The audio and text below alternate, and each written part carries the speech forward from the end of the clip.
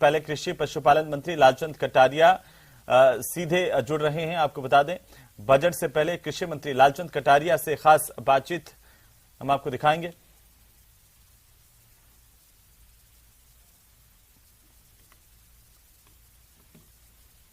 तो सीधे हम आपको लिए चलते हैं। बजट से पहले कृषि मंत्री लालचंद कटारिया से खास बातचीत कर रहे हैं हमारे सहयोगी, क्या कुछ कहते हैं सुन लेते हैं।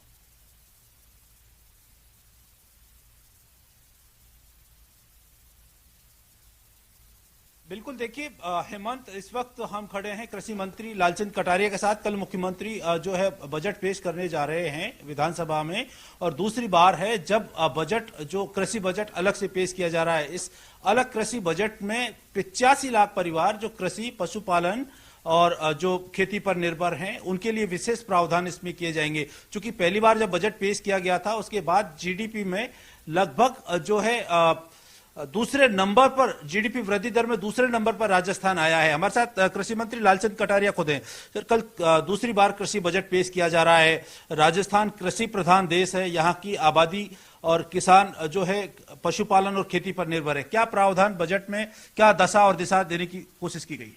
देखिए, कल आने वाला बजट है जो मुख्यमंत्री जी कृषि के क्षेत्र में दूसरा बजट पेश कर रहे हैं, वो ऐतिहासिक होकर मैं कह सकता हूं कि राजस्थान का जो किसान और पशुपालक है उसकी आर्थिक स्थिति को मजबूत करने के लिए, उसके परिवार में खुशहाली लाने के लिए जो मुख्यमंत्री जी की मंशा है कि राजस्थान का किसान और पशुपालक दोनों खुशहाल रहें, उसके घर में समृद्धि आए, तो ये आने वाला बजट ऐतिहासिक होगा।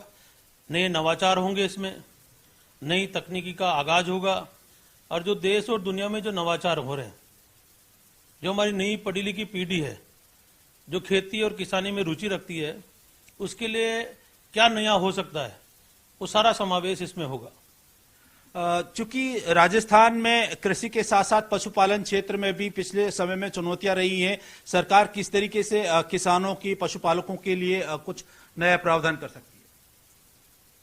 कोरोना काल और लंपी के बाद में जिस प्रकार की स्थिति राजस्थान में रही और जो गौ माता पे कहर लंपी का पड़ा, मैं मान के चलता हूं कि मुख्यमंत्री जी किसान के बारे में अच्छी तरह जानते हैं, ऊंट पालक के बारे में जानते हैं, और जो हमारा खेती बाड़ी का जो धंधा है उसमें जो नई तकनीकी है, चाहे हमारे जीएसएस हो, खाद का मामला हो, बिजली का मामला हो, पानी का मामला हो, क्योंकि बिना पानी की खेती हो नहीं सकती, तो कम पानी में ज्यादा खेती कैसे हो।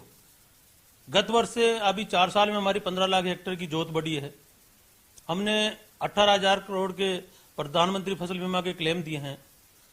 तो ये जो नवाचार जो नए हो रहे हैं, जो नई पीढ़ी जो रुचि ले रही है खेती के क्षेत्र में, क्योंकि कोरोना काल के अंदर हमारी नई पीढ़ी ने राजस्थान में खेती के माध्यम से जीडीपी को आगे बढ़ाने का काम किया, और उसी का परिणाम है कि हम दूसरे नंबर पे हैं।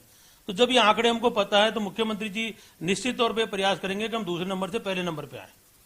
और राजस्थान जो सबसे बड़ा भूभाग है, पर यह बात सही है कि हमारे कुछ जिलों में जो डेजर्ट हैं, जो मरु जिले बोले जाते हैं, उनमें कम पानी में ज्यादा वो फसलें पैदा हो, मिलेट सीयर भी है, मोटे अनाज की बात आती है, तो इन सब चीजों का समावेश होगा कि इनमें कैसे तकनीकी के माध्यम से किसान को मजबूत किया जाए, आगे बढ़ाया जाए।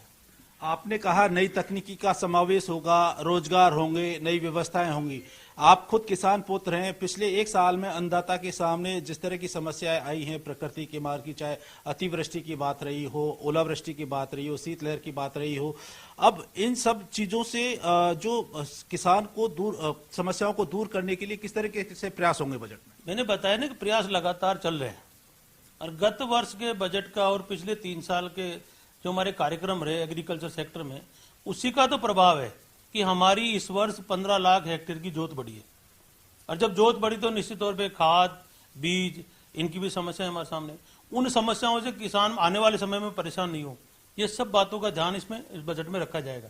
और मैं दावे के साथ कह सकता हूं कि कल का बजट राजस्थान के किसानों के लिए और पशुपालकों के लिए ऐतिहासिक होगा। यानी कल के बजट के बाद में हम जो किसान है, पशुपालक है, ये उम्मीद करके चले कि जो किस तरह की नई उसमें उनको नई चीजें सामने आएंगी। मैंने बताया ना कि सबसे ज्यादा जरूरी है कि हमारी जो मैन पावर है कम है, परिवारों का आपस में जो गठबंधन है वो बंटवारे में हो गया, तो उस मैन पावर और बंटवारे का ध्यान रखते हुए एक इशारा है कि हम नई तकनीकी के साथ में खेती में टेक्नोलॉजी का जो उपयोग है वो ज्यादा से ज्यादा करें। तो हमारे आने वाले समय में हमारी जो नौजवान पीढ़ी है वो उस तकनीकी का उपयोग करे, नस्ल सुधार के कार्यक्रम में शामिल हो, और जो हमारी योजनाएं हैं एग्रीकल्चर सेक्टर की उनका लाभ किसान और पशुपालक उठाए। बिल्कुल, कृषि मंत्री का कहना है कि जो कृषि बजट है ये पहले जब कृषि बजट पेश किया गया था तो जीडीपी जो है राजस्थान की सुधरी, देश में दूसरे नंबर पर आई। इससे किसानों का विकास होगा, साथ ही राजस्थान की जीडीपी में भी सुधार होगा और राजस्थान में राजस्व की भी वृद्धि होगी। जी राकेश बहरहाल, किसानों की एक बड़ी मांग है कि उनको दिन में बिजली दी जाए। 8 घंटे बिजली की एक लंबी मांग रही है। कैसे सरकार इस चुनौती से निपटेगी, क्योंकि बिजली की कमी लगातार प्रदेश में है। दूसरी तरफ ये भी सरकार की मजबूरी कही है या किसानों की मांग कही है, जरूरत कही है कि 8 घंटे बिजली देना जरूरी है। बिल्कुल, आपने हिम्मत सही कहा आपने, चूंकि खुद किसान पुत्र हैं, किसानों के सामने बिजली का संकट रहा है और कई जगह से मांग हुई कि भाई उनको किसानों को दिन में बिजली दी जाए, नियमित बिजली दी जाए।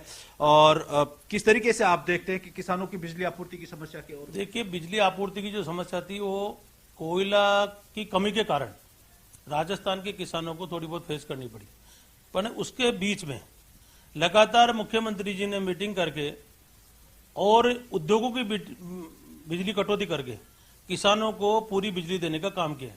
ये राजस्थान में पहली बार हुआ है कि मुख्यमंत्री जी लगातार हर महीने में 3 या 4 बैठक, जैसे जैसे समस्या आती गई, जैसे जैसे डिमांड आती गई किसानों की तरफ से, कभी भी किसानों की बिजली में कटौती नहीं होने दी। चाहे शहर में कटौती की गई हो, चाहे उद्योगों की कटौती की गई। राजस्थान सौर ऊर्जा के निर्माण में भी देश में नंबर 1 है। क्या सौर ऊर्जा, पवन ऊर्जा, इससे कृषि को कहीं लाभ देने के कवायद किस तरह के प्रयास बजट में? निश्चित तौर पे हमारे पास सौर ऊर्जा का इतना बड़ा समाधान है कि पूरे देश के अंदर हम पहले नंबर पे हैं।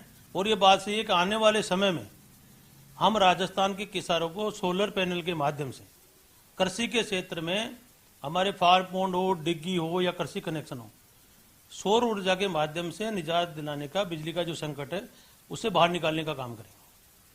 बिल्कुल हेमंत, जैसा आपने कहा था और बिल्कुल सही है, क्योंकि किसानों को जो मूलभूत आवश्यकताएं मिलेंगी तो वो आगे बढ़ेंगे। उनको अगर मार्केट मिलेगा तो अपने उत्पादों को बेचेंगे, उनके दामों की कीमत मिलेगी तो वो किसान आगे बढ़ेगा। और बजट में जैसा कृषि मंत्री जी का दावा है कि बजट में इस तरह के प्रयास किए जा रहे हैं कि किसानों को किस तरीके से उनकी उपज का पूरा लाभ मिले, उनको संसाधन मिल सके।